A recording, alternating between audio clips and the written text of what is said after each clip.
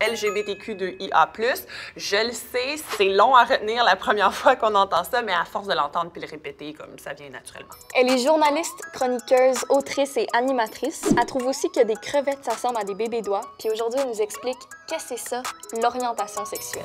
Voici Lily Boisvert. Comment est-ce qu'on fait pour savoir c'est quoi notre orientation sexuelle? Il faut se poser la question, qui est-ce que tu as le goût de frencher? Il faut faire la différence entre l'orientation sexuelle et le fantasme. Le fantasme, ça peut être juste une histoire qu'on se raconte, puis qui nous fait plaisir, qui nous excite, etc.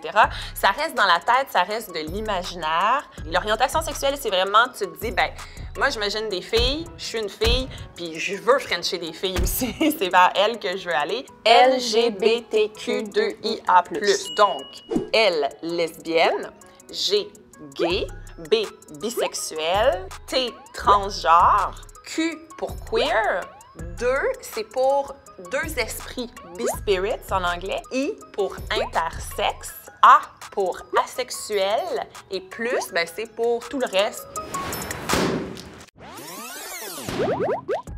Il y a ce qu'on appelle l'échelle de Kinsey qui explique que dans le fond, l'orientation sexuelle, c'est souvent un spectre. Donc, tu as ici de ce côté-là être gay, 100% gay ou 100% lesbienne.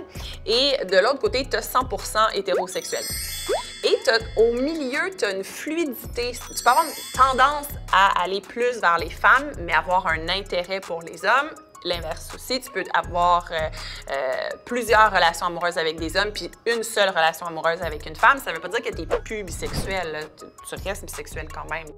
À une personne pas confortable encore d'en parler comme à ses amis ou à sa famille, c'est correct, tu n'es pas obligé de faire un coming out avant d'être prêt.